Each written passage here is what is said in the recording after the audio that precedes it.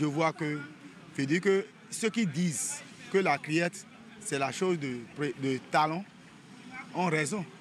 Parce que c'est le ministère public qui a requis, je crois, 10 ans. Normalement, après la réquisition du ministère public, normalement, c'est le tour de la défense de plaider au nom des accusés. Mais ça n'a pas été le cas. Moi, je conteste ça. C'est le juge qui a décidé. Donc, ce qu'il a fait, moi, je ne vois pas que c'est mal. Donc, c'est une affaire politique. Donc, la décision est prise, tout le monde va le prendre ça comme ça. Vous savez, la politique, on ne sait pas qui dit vrai et qui dit faux. Donc, nous, on est juste des citoyens pour apprécier. Construire ensemble, c'est mieux. S'il y a rivalité et après, on s'entend derrière là, ils n'ont qu'à se comprendre et savoir que si les éléphants se battent, c'est nous les zèbres qui souffrons. Hein. Après leur condamnation et après ce qu'on a entendu là, ça c'est vrai. Et si on fait le coup d'État, le pénal, nous tous on va mourir dans le pays. Mais nous, on ne veut pas de coup d'État dans notre pays. Ça ne passera pas. Parce que le président actuel qui est là, il est en train de travailler pour le pays. Et le pays évolue. Les gens quittent l'extérieur pour venir visiter le Bénin. Et maintenant, on veut faire coup d'État pour renverser le pouvoir. À qui? On remercie Dieu que ça n'a pas été fait. Dieu va protéger celui qui est là. Moi, je vois que ce qu'ils ont fait, c'est très mal. Ils ont mal fait. Parce qu'on ne doit pas faire ça. Parce que le président de la République, il est dans son plein mandat constitutionnel. Et pourquoi coup d'État? Et si vous voulez faire coup d'État, c'est vous. L'armée 5C, ils ont cherché, ils ont trouvé. Donc le 20 ans, si c'était moi, 20 ans est trop peu pour ceux-là. Tout ce que tu fais dans cette vie-là, tu vas le payer avant de mourir. C'est ça le problème. Quand il arrêtait les gens, il faisait les gens emprisonnés, aller faire ces trucs dans leur pays-là. Ils ne savaient pas que ça va tourner contre eux. C'est le sort, ils doivent le payer. Retour sur la journée du jeudi 30 janvier 2025 qui a à la Cour de répression des infractions économiques et du terrorisme. Cette journée marquant la fin du procès contre Olivier Bokor, Oswald Omeki et Roch Nyeri dans l'affaire de complot contre l'autorité de l'État. C'est un récit de Hugues Vingbe.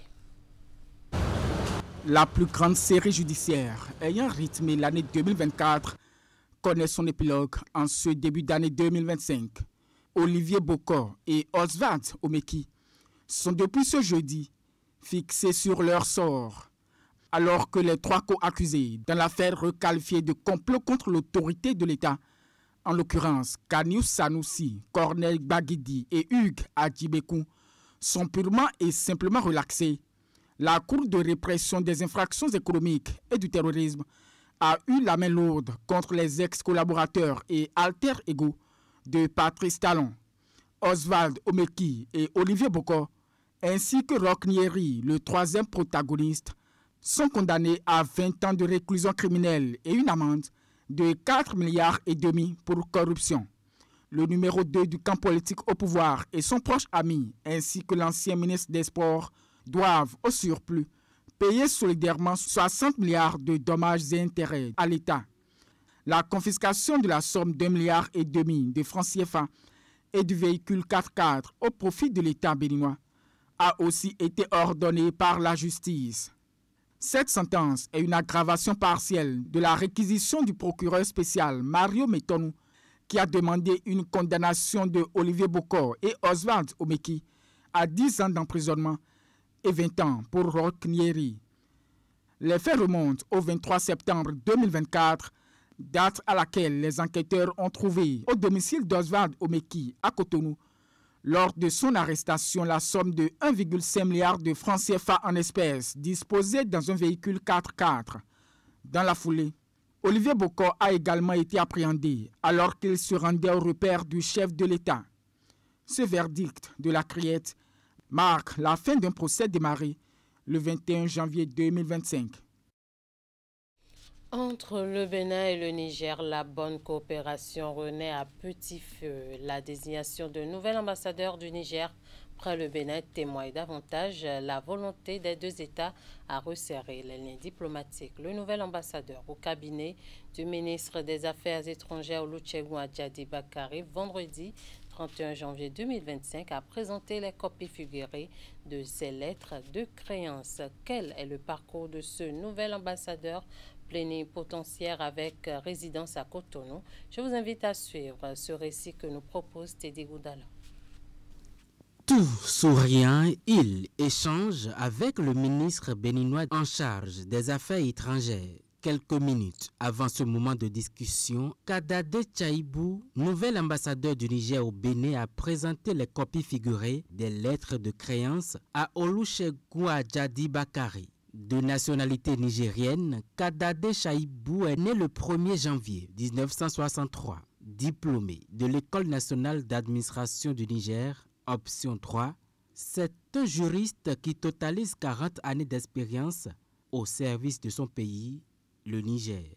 Après son admission au concours de magistrature, il intégra le ministère nigérien de la Justice et y assuma plusieurs fonctions, à savoir greffier audiencier au tribunal de Tawa entre 1983 et 1989, greffier chargé des affaires civiles au tribunal de Niamey de 1991 à 1994, greffier en chef de la justice de paix de Terra 1994 à 1996, greffier en chef près la délégation judiciaire de Gour de 1999 à 2002. Par ailleurs, chef de chambre judiciaire à la Cour suprême de 2007 à 2010 et greffier d'instruction à la Haute Cour de justice de 2010 à 2013. Détaché à la chambre criminelle de la Cour de cassation en 2013, il assure la direction de la dite chambre jusqu'à sa nomination en qualité d'ambassadeur extraordinaire et plénipotentiaire près le Bénin par le général Tiani avec résidence à Cotonou. Il est marié et père de 5 enfants. Je l'annonçais en début d'édition dans l'une de ses récentes sorties, le porte-parole du parti Les Démocrates, Guy Mitokpe, a déclaré que les travaux de réaménagement et de construction et de reconstruction du boulevard de la Marina ont coûté aux contribuables béninois 35 milliards de francs CFA. En réponse donc à cela, le ministre conseiller aux infrastructures et au cadre de vie a donné un point de presse pour apporter des clarifications. L'écoute. J'ai suivi avec beaucoup d'étonnement le porte-parole du parti Les Démocrates lancer dans l'opinion des informations tendancieuses empreintes de malhonnêteté. Parce qu'il a affirmé que le gouvernement de Patrice Talon a réalisé 5,7 km de route à 35 milliards, c'est fait preuve de méconnaissance des règles élémentaires qui déterminent les marchés publics. Au lieu de parler de 5,7 km, en réalité de 5,8, j'explique à ce parti politique-là que le linéaire global de cette route, même si apparemment elle est de 5,7 km, en réalité de 5,8, elle est de 19,395 km. Maintenant, il parle de 35 milliards. Ce n'est pas 35 milliards de francs CFA. C'est plutôt 37. Je lui ajoute 2 milliards de plus. C'est plutôt 37 milliards 739 millions 434 140 francs CFA TTC. Et si ce parti politique était un parti de gouvernement, il aurait compris que dans ces 37 milliards-là, il y a 18% de TVA qui reste dans les caisses de l'État.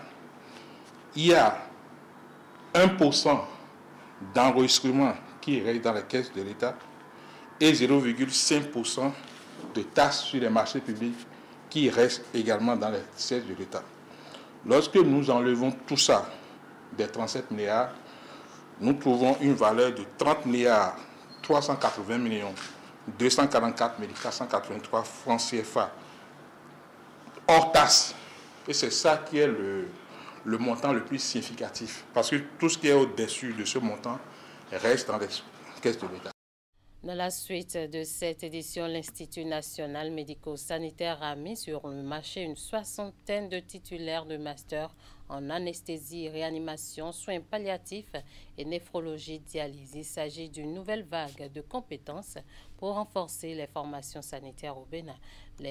Les lauréats ont reçu leur diplôme ce jeudi 30 janvier à l'amphithéâtre de la Faculté des sciences de santé de Cotonou. Compte rendu. Ils sont, à compter de ce jeudi 30 janvier 2025, aptes et mieux aguerris pour contribuer à relever les défis actuels et futurs de l'écosystème sanitaire béninois. Ces 57 lauréats du cycle de master de l'Institut national médico-sanitaire sont formés dans les spécialités anesthésie, réanimation, soins palliatifs et néphrologie dialyse. 2 ans de formation en pratique infirmière de haut niveau. 2 années intenses durant lesquelles nous avons franchi des obstacles, repoussé nos limites et forgé nos compétences. Nous avons traversé des nuits blanches, surmonté de doutes, mais jamais nous n'avons perdu de vue notre objectif. Nous nous sommes enrichis non seulement de connaissances, mais aussi de cette capacité précieuse à être sensible à la douleur d'autrui. Cette cérémonie de remise des diplômes est la consécration de 2 années d'efforts des uns et des autres. Les ministères de l'enseignement supérieur et de la santé ainsi que les partenaires comme l'Agence française de développement et l'Agence belge de développement ont contribué chacun à l'atteinte de cet objectif.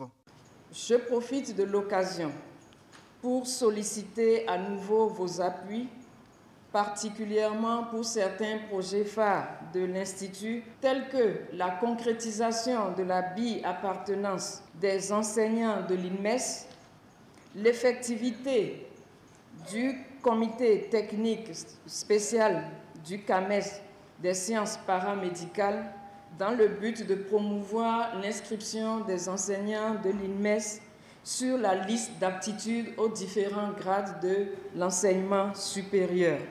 Il ne faut pas que la personne soit passée de vie à trépas et que l'on dise encore aux patients du malade, vous comprenez de quoi je parle? Nous punirons avec la dernière rigueur. Il s'agit ici de vie et c'est non négociable. La page de la formation se referme et celle de la carrière professionnelle s'ouvre pour chacun de ces lauréats, dans le lot des infirmiers et des sages-femmes. Et pour réussir leur vie professionnelle, la directrice de l'INMES leur recommande les valeurs comme la rigueur, la ponctualité, l'humilité et l'intégrité. Le Bénin accueille le premier tour des playoffs du groupe 2 mondial de la Coupe Davis 2025. Il s'agit du tournoi qualificatif de la prochaine édition de la Coupe Davis qui va opposer cette année l'écurie béninoise à celle de la Lettonie. Les confrontations entre les 2 sélections vont se dérouler ce samedi 1er février et demain, dimanche 2 février 2025, sur le court de tennis de l'hôtel Sofitel à Cotonou. En prélude à la compétition, le tirage au sort des différentes rencontres a été effectué hier vendredi. Ceci en présence des 2 différentes sélections. Voici le point. Voici le programme des différentes confrontations entre le Bénin et la Lettonie dans le cadre des playoffs de la Coupe Davis 2025 dans le groupe 2 mondial à l'issue du tirage au sort. Un tirage conduit par le juge arbitre kényan de l'ITF à l'issue duquel les différentes sélections sont fixées pour les matchs aussi bien en simple qu'en double. Robert Strombach is the first name. Premier nom tiré, le tennisman letton Robert Strombach sera opposé au Béninois Alexis Clégou pour la toute première rencontre de ses qualifications en simple.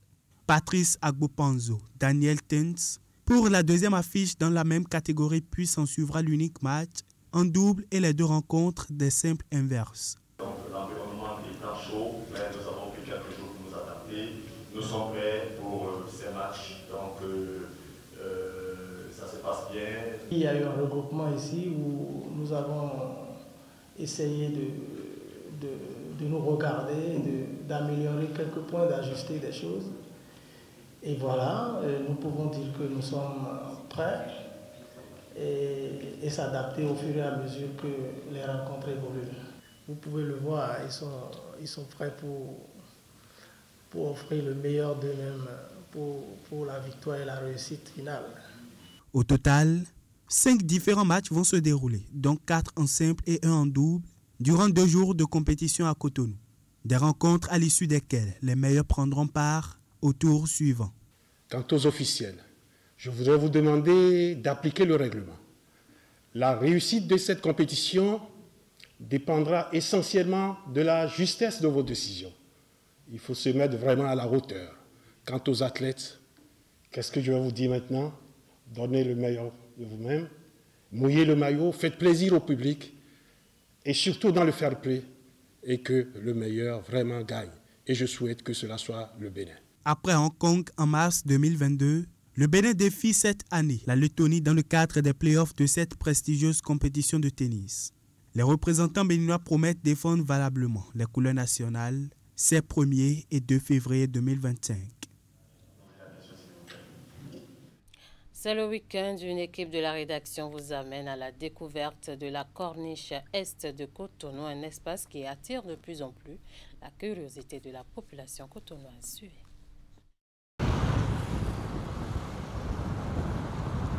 La corniche est de Cotonou. Cette imposante infrastructure de 2,3 km située dans le 3e arrondissement au quartier Akpakpa est fin prête. Après de longs travaux d'aménagement et de bitumage, cette belle infrastructure part de l'ancien pont devant l'immeuble Saint-Charbel et longe la lagune, puis la plage jusqu'à l'hôtel PLM Aledjo. Ce chef-d'œuvre réalisé par le ministère des Infrastructures et des Transports est constitué d'une piste cyclable, d'une chaussée, de zones de plaisance et des aménagements paysagers. Tout ceci pour assurer l'embellissement de la berge lagunaire. Cet ouvrage d'envergure, bien que pas encore ouvert à la circulation, retient déjà l'attention de bon nombre de riverains. On m'a dit que le Bénin est un très bel endroit à visiter. Il y a plein d'endroits touristiques. Beaucoup de beaux endroits et puis c'est un pays en perpétuel développement. Donc je voulais voir ça de mes propres yeux. Jeunes, commerçants, pêcheurs et bien d'autres y viennent pour diverses raisons. Je suis venu me distraire. Comme je fais rien à la maison, j'ai déjà de venir ici avec mon ami. C'est la 2e, 3e fois que je viens ici, là. Si on est là, juste to cache mes fournis, juste prendre de l'air me distraire. La route est très bien faite, elle est jolie. C'est pourquoi nous venons ici prendre des photos. Nous venons aussi prendre de l'air frais pour nous détendre. Si certains y viennent pour y passer du temps et profiter du cadre apaisant pour se détendre, d'autres y viennent aussi pour des activités d'ordre professionnel. Je suis venue ici pour gérer des photos et surtout pour valoriser ma tenue parce que je suis une styliste. Oui, j'ai trouvé des clients beaucoup même. Je vais chercher une autre encore. Souvent, on a vu des personnes qui venaient ici, ils font de très jolies photos. Parce que c'est un lieu qui ressemble un peu à Paris, je vais dire. Pour beaucoup, il s'agit d'un pari réussi par le gouvernement. Et pour d'autres, il va falloir prendre des dispositions pour que cet investissement ne se dégrade du fait de l'action humaine, comme c'est le cas avec plusieurs autres infrastructures érigées à grands frais dans le pays. Il y a eu beaucoup de développement. C'est vrai qu'il y a beaucoup de points positifs, mais il y a aussi quelques trucs encore à améliorer. D'abord, on va voir l'entretien. C'est un très bel endroit. La route a été bien faite, elle est droite et c'est très beau. C'est un très beau paysage. Ils ont bien choisi l'endroit, ça a été très bien aménagé. Le seul problème que je dirais, c'est les gens qui viennent ici pour prendre des photos et autres. Ils viennent pour prendre des photos, pour mettre l'endroit en valeur, mais on ne les sensibilise pas encore assez sur le fait de garder cet endroit propre. Et en dehors de ça, il y a aussi les locaux. Il y a les locaux qui viennent, qui restent ici, vous venez en journée et puis vous voyez quelques trucs qui ne vous donnent pas envie de revenir. Vous voyez des gens fumer, des déchets déposés n'importe comment ou bien plein de petits trucs comme ça qui font que ça détériore la beauté de l'endroit. En attendant sa mise en service, la corniche est de Cotonou se positionne comme l'une des attractions de la capitale économique du Bénin. Vous pouvez donc y faire un tour ce week-end. Merci de nous avoir suivis. Merci à toute l'équipe de rédaction, de réalisation et de diffusion. Bon appétit à tous.